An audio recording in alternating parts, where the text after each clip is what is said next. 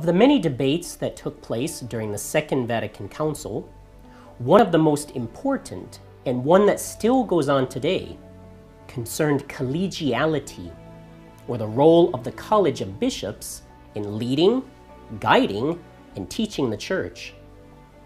This is what we are going to explain in this video.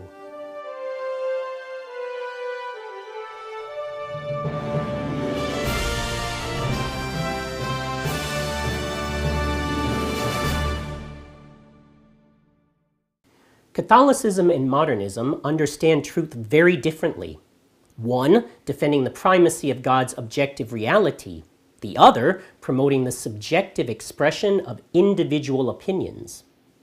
This divergent definition of truth has also produced two conflicting views of how the Church should be governed. Catholicism teaches that God created the universe in a hierarchical order over which He is the supreme authority. Likewise, God, in the divine person of Jesus Christ, established His one true Church over which He appointed Peter and his successors as its supreme head. Traditionally, these successors, the popes, have exercised an immediate and unmediated jurisdiction over every office in the Church.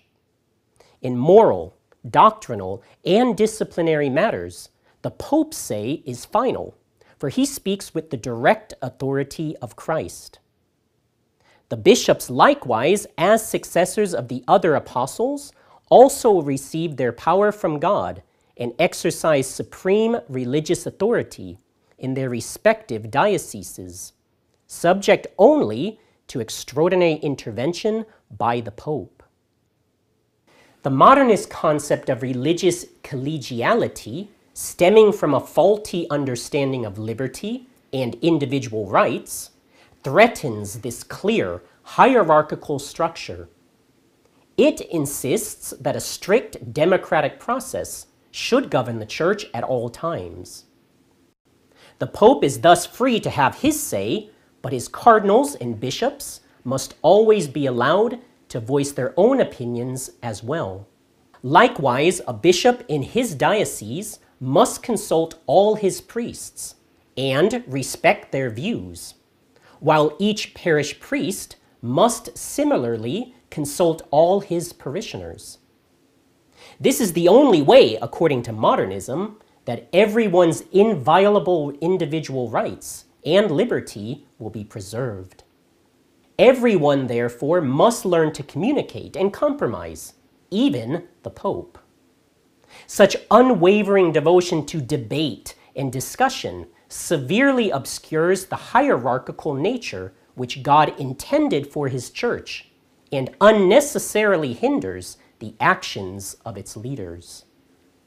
Lumen Gentium, by suggesting that the College of Bishops, together with the Pope, exercises supreme power in the Church, has introduced a new notion of collegiality, a democratization of the government within the Church, destroying personal authority of the Pope over the cardinals, the bishops, and even the faithful. Consequently, bishops' conferences, for instance, or parish councils, now make decisions binding on their members in an authoritarian manner, reducing the bishops to the role of presidents or mere commissioners.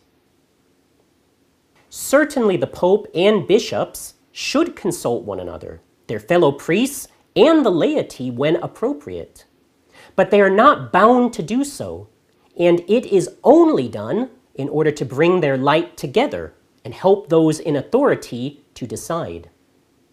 The Church, moreover, has convened numerous councils during its long history, but the popes have primarily guided these councils, and the individual bishops have been directly responsible for implementing any subsequent rulings in their respective dioceses. Collegiality is the destruction of personal authority, the authority of God, of the Pope, and even of the bishops themselves. For further understanding and insight on this question, we recommend listening to the 2012 Angelus Press Conference audio, The Papacy, which can be found at angeluspress.org. Another great source we recommend is to read Against the Heresies by Archbishop Marcel Lefebvre, also available at angeluspress.org. To learn more, go to sspx.org and subscribe to our email list.